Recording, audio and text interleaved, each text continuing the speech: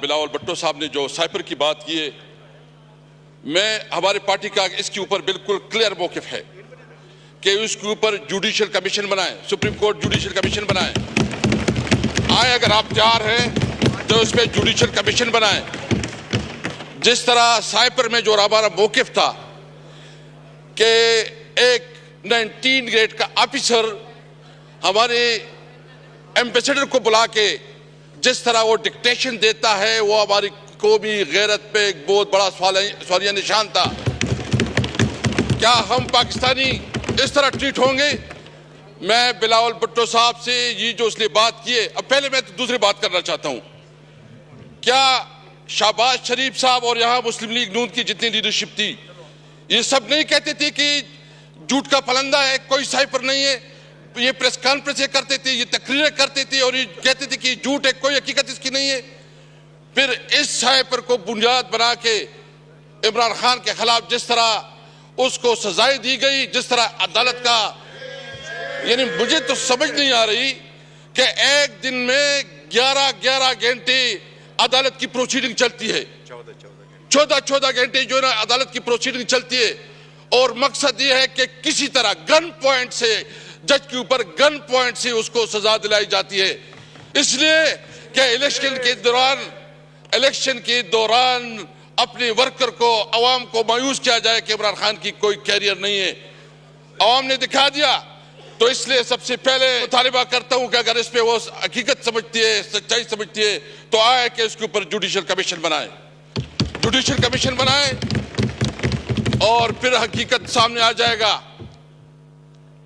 जो जिस तरीके से सबसे पहले मैं मुजम्मत करता हूं जो हमारे प्रेसिडेंशियल कैंडिडेट महमूद जगदई के घर पे छापा पड़ा, जिस तरह ताकि कोई भी अपनी हक की बात ना कर सके। जिस तरह कल जो है ना एक मैसेज दिया गया, अगर असेंबली में कोई तकरीर करेगा तो उसका अंजाम ये होगा। मैं उन लोगों को ये बात वाज़ेह करना चाहता हूं, वो डर और खौफ का वक्त गुजर चुका है। हम तमाम हालात से निकल चुके हैं।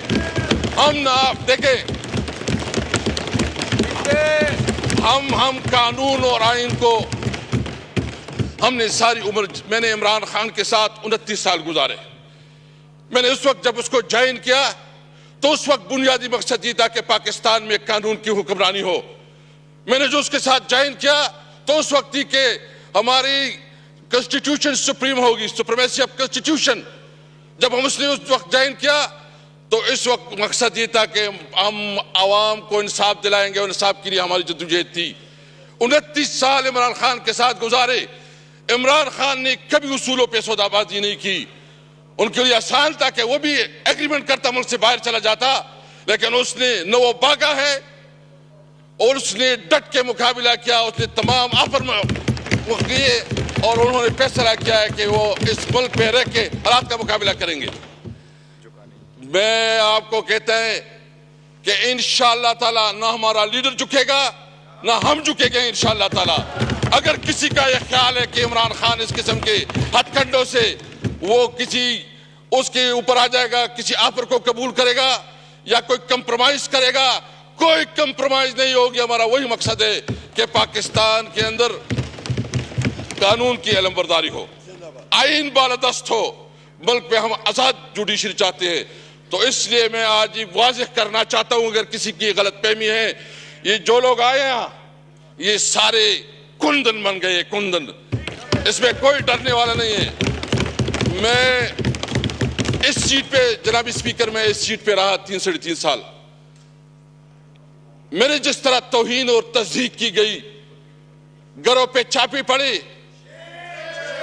गिरफ्तार किया गया, आधी आधी रात को उठाया जाता था, दबाव में लाया जाता था कि अपनी पार्टी बनाओ, दबाव में लाया जाता था कि तारिक इंसाफ छोड़ो, और दबाव में लाया जाता था कि परवेज खटक को शामिल करो। मैंने उस वक्त ये कहा था कि मैंने जिंदगी सबसे ज्यादा उम्र इमरान खान के साथ गुजारी है। मैं अपनी गैरत और अपने कमिटमेंट की बुनियाद पर मैंने कहा कि मैं मर जाऊंगा, इमरान खान को नहीं छोड़ूंगा। लेकिन मैं ये पूछना चाहता हूं कि अगर इस किस्म के ओहदों की भी तौहीन आज मेरे साथ, कल आपके साथ होगा, खुदा ना करे। क्यों क्या करे? ओहदों की मैंने उसको कहा आप मेरी तौहीन नहीं कर रहे हैं, आप पाकिस्तान की तौहीन कर रहे हैं, आप पाकिस्तान की इस ओहदों की तौहीन कर रहे हैं, क्योंकि आपके सामने जो हम लोग जो पॉलिटिशियन हैं ये बिल्कुल आप किसी तरह इतना में नहीं समझते। इसलिए ये बात बिल्कुल वाज़ेह होना चाहिए। और मैं एक और बात भी करना चाहता हूं कि ये सिर्फ अभी नहीं, अभी हमारी शुरुआत हो चुकी है।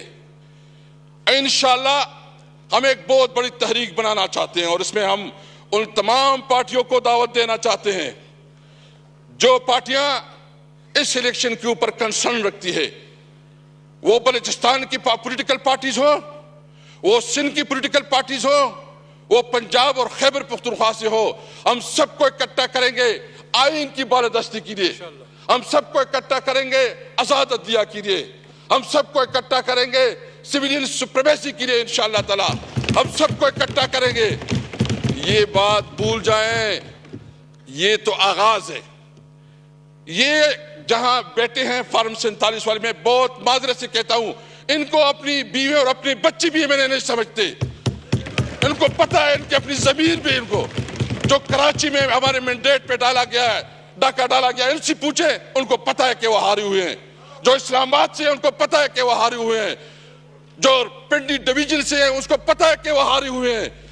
उसने जो वजीर आजम बनाया किया, उस वजीर आजम की कोई से है, उसकी कोई वैल्यू है, उसकी कोई अखलाकी कुव्वत है? मैं यहां सबसे पूछना चाहता हूं कि थोड़ी आपके अंदर कोई जमीर जाग रहा है कि नहीं जाग रहा?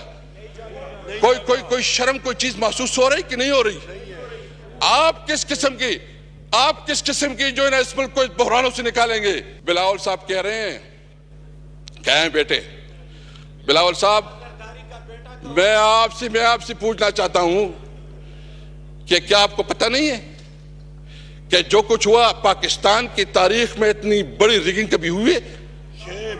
इस तरह के जो धांधली हुए कभी इसका तस्वर मिलता है? इस तरह जो सिचुएशन, यानी आप बताएं कि इस तरह कभी हमारे वोटरों को उठाया जाता है, कि सपोर्टर को उठाया जाता है? हमारे ये जो दबात चौड़े, यानी उन्होंने इतनी मेहरबानी की कि मेरे अपने हल्के में पोस्टर छापे गए, मेरे फोटो छापा गया और उसके साथ दूसरे निशान लगाए गए। ये जो निगरान हुकूमत, उसका ये काम था। जो पेट्रोलियम और दीगर चीजों में जो कमिटमेंट की गई 75 बिलियन का, यानी एक तरफ वहां जंगजदा इलाका है, वहां एक तरफ शोरश पपी हुए हैं। अफगानिस्तान के साथ जो हमारा थोड़ा बहुत रोजगार होता था वो आपने बंद कर दिया। हमारा जो ख्वाब था कि हम सेंट्रल एशिया के साथ और एशियन जो रशियन स्टेट्स के साथ अपना कारोबार करेंगे, वो आपने बंद कर दिया। आप हमें पैसे नहीं दे रहे, तो इसका क्या मतलब है? क्या आप वहां मजीद दहशतगर्द पैदा करना चाहते हैं? क्या आप वहां मजीद एक्सट्रीमिज्म बनाना चाहते हैं? इसलिए हमने फैसला किया है, हम पाकिस्तानी हैं, हम आईनी पाकिस्तान पे यकीन रखते हैं, हम कानून और आइन के अंदर रहते हुए अपनी जद्दोजहद रखेंगे। लेकिन ये बात याद रहे, हमने सबने ये फैसला किया है कि अगर हमारा हक नहीं मिलता तो कोई यहां हुकूमत नहीं करेगा इंशाअल्लाह ताला। हम ये भरपूर तरीके से अपनी आवाज उठाएंगे, ये हमारा हक है। मैं इसके अलावा दो और बातें करना चाहता हूं और फिर जो है ना, ये जो इमरान खान के ऊपर मुख्तलिफ केसेस बनाए गए हैं जिसमें कोई हकीकत नहीं है, जो कि मनगढ़ंत है, जो बेबुनियाद है, जिस तरह उसके खिलाफ मीडिया कैंपेन चलाया गया, एक नैरेटिव बनाई गई, वो इमरान खान जिसने इस मुल्क को शौकत खानम अस्पताल दिया जो कैंसर की मरीजों के लिए मुफ्त इलाज, वो इमरान खान जिसने इस मुल्क के लिए वर्ल्ड कप जीता, वो इमरान खान जो ट्रेडमार्क के पूरी दुनिया में इमरान खान का नाम पहचाना जाता है, उसको दहशतगर्द डिक्लेयर किया। अगर इमरान खान दहशतगर्द है तो फिर कोई जो है ना, कोई हम सब फिर सारे दहशतगर्द है हम। इसलिए अगर आप चाहते हैं मैं बिलावल साहब ने जो बातें की है, सबसे पहले आपने इमरान खान के खिलाफ, आपने शाह महमूद कुरैशी के खिलाफ, आपने हमारे सदर साहब चौधरी परवेज इलाही साहब के खिलाफ, हमारी ख्वातीन के खिलाफ, बुशरा बीबी के खिलाफ जो केसेस आप लोगों ने बनाए हैं वो फौरन वापस ले।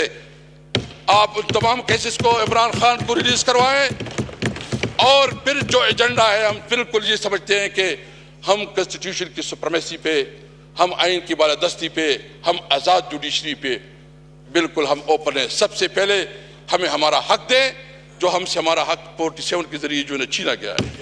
हमें हमारे लीडरान को रिहा किया जाए और जो पैमरा ने बैन लगाया इमरान खान की ऊपर, उसको दिखाया नहीं जा रहा है।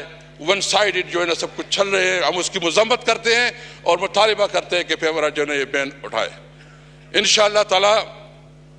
मेरे स्पीकर साहब, आपको पता है हमने जो सियासत की, मैं स्टूडेंट लाइफ से पॉलिटिक्स में रहा हूँ।